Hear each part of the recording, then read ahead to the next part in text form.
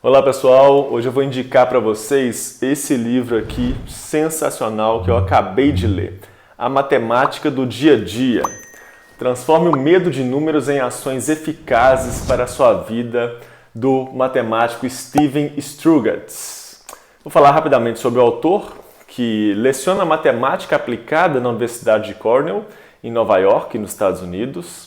Ele é um dos matemáticos mais citados do mundo e é um professor muito renomado. Publicou diversos artigos científicos e também alguns livros. Traduzidos para o português, só tem O Poder do Infinito, que faz parte das minhas leituras do mês que vem, inclusive, então não li ainda. E o segundo, dos traduzidos, esse daqui, ó, A Matemática do Dia a Dia, que é o que eu vou recomendar para vocês hoje. Muito legal para quem gosta de matemática e para quem não gosta também.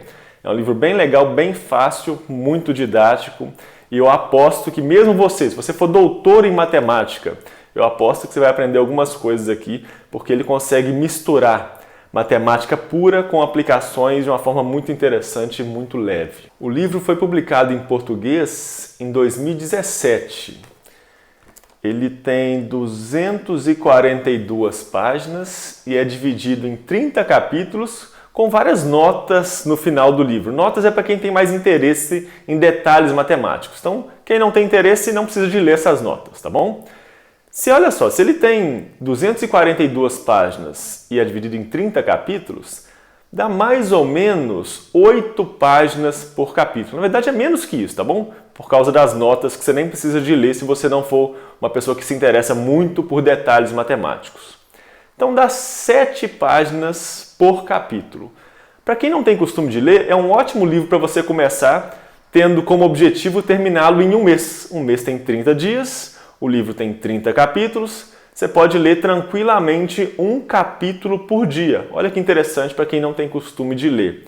Você vai ter que ler 7 páginas por dia e o livro é tão interessante que eu duvido que você vai conseguir ler apenas 7 páginas por dia. Como tem muita coisa interessante no livro, eu marquei bastante coisa aqui, eu vou dar uma passada rapidamente nos capítulos que eu mais gostei para falar com vocês quais são as reflexões mais interessantes, na minha opinião, que tem nesse livro aqui. Então vamos lá. Ele já começa com uma pergunta bem interessante no capítulo 1.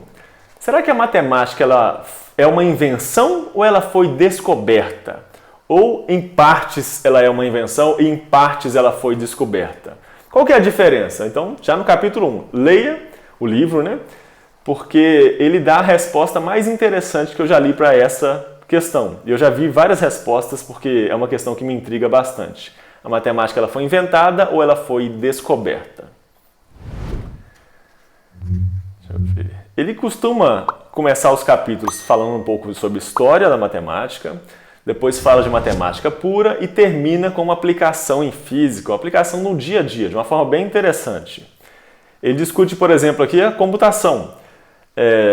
A vezes B é igual a B vezes A? Será que isso sempre é verdadeiro para qualquer caso? Aí não. Você vai ver que na mecânica quântica, que é usada a mecânica matricial, isso não é verdadeiro. Então ele mostra que 2 vezes 3 é igual a 3 vezes 2. Beleza. Mas A vezes B é igual a B vezes A para qualquer A e B? Se A e B forem matrizes, vocês vão ver que não necessariamente. Deixa eu ver o que mais é interessante aqui. Tem um problema bem interessante que eu vou deixar para vocês no final do vídeo. Quero que vocês respondam nos comentários, por favor, mas daqui a pouco eu leio o problema, porque ele aparece no capítulo 9, sobre uma banheira que pode transbordar. Eu vou ler no finalzinho para vocês. Ele fala sobre a importância do número imaginário, o i, que é igual a raiz de menos 1, onde que surge esse número, por que ele é importante. Fala sobre a fórmula de Bhaskara. De onde vem aquela fórmula de Bhaskara? Será que eu uso isso na minha vida? Para quê? Então ele te mostra para quê e como obter essa fórmula e como fazer uma interpretação geométrica simples dela. Então, bem interessante também. Fala sobre logaritmos. Para que logaritmos? É uma coisa tão complicada no segundo grau, eu nunca vou usar isso para nada. Vai sim, não só vai como se você já usa, mas às vezes não sabe que está usando. Então, tem aqui um capítulo sobre.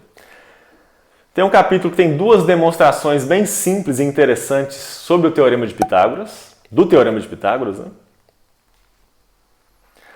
uma demonstração muito legal de por que a soma dos ângulos internos de um triângulo na geometria euclidiana dá 180 graus. Tem também um capítulo sobre a relação entre elipse, parábola e hipérbole, muito interessante. Sobre a relação entre cones, né? Um cone, uma elipse, uma parábola e uma hipérbole.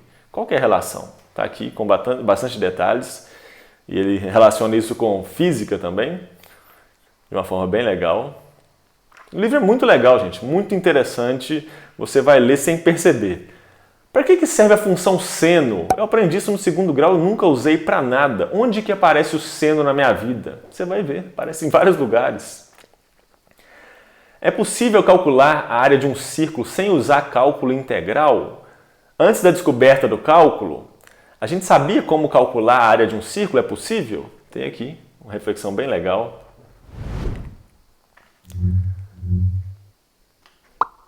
Tem reflexão sobre cálculo diferencial, sobre cálculo integral também, para que serve, sempre com aplicações, tá? Tem uma EDO que descreve o amor entre duas pessoas. Como assim? Tem uma equação diferencial ordinária que descreve o amor. Quer mais detalhes? Capítulo 20 do livro.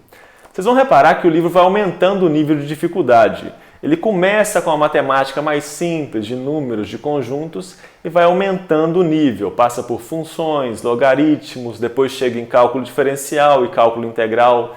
Isso mais ou menos na metade do livro. E aí depois ele passa para as partes mais complicadas. Fala sobre cálculo vetorial, sobre as equações de Maxwell da física, sobre vetores. Ele tem uma definição muito legal de vetor, inclusive vai me ajudar para introduzir a ideia de vetores quando eu estiver dando aula. Muito legal, vou colocar isso nas aulas já. Tem bastante coisa que eu consegui tirar daqui para aproveitar para ensinar para os meus alunos. Então fala, sobre estatística, por que estatística é importante para você entender a realidade, sobre probabilidades. Para mim, geralmente, probabilidade é muito complicado. Eu acho uma das partes mais difíceis da matemática que eu conheço. Ele fala, um dos capítulos que eu mais gostei é quando ele fala sobre como é o algoritmo do Google.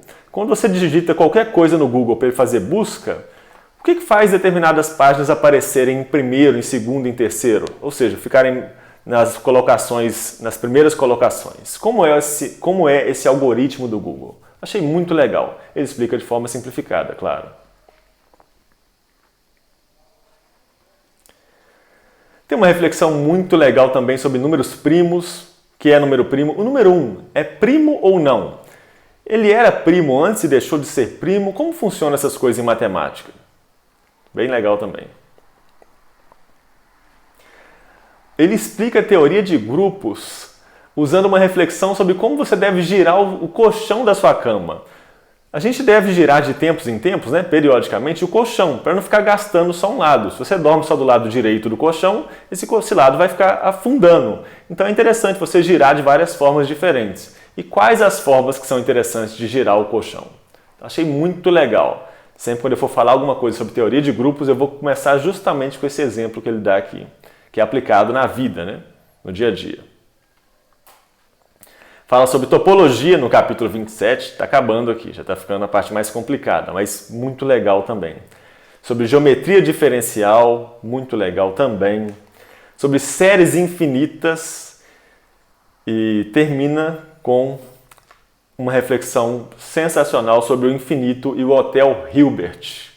Para terminar, vou falar com vocês qual é esse problema da banheira. Então imagine o seguinte, você tem uma banheira completamente vazia. Nessa banheira você pode ligar 2 torneiras para encher a banheira. A torneira de água fria, se ela for ligada sozinha, ela enche a banheira em meia hora. A torneira de água quente sozinha enche a banheira em 1 hora. Pergunta, se a banheira começa completamente vazia e você ligar as 2 torneiras ao mesmo tempo, em quanto tempo a banheira vai encher? Então, por favor, deixe a resolução nos comentários ou pelo menos a resposta. Quanto tempo demora para a banheira encher, tá bom? Gente, então, a recomendação de hoje é esse livrinho aqui, muito legal, vale a pena demais da conta. Não interessa se você é matemático ou não, isso é totalmente relevante. Você vai aprender muita coisa legal aqui, tá joia? Muitíssimo obrigado pela atenção de vocês. e até o próximo vídeo. Não se esqueça de se inscrever no canal, dar like ou dislike e deixar nos comentários sugestões de próximos vídeos e também a resposta para essa pergunta da banheira, tá bom? Obrigado, gente. Tchau para vocês.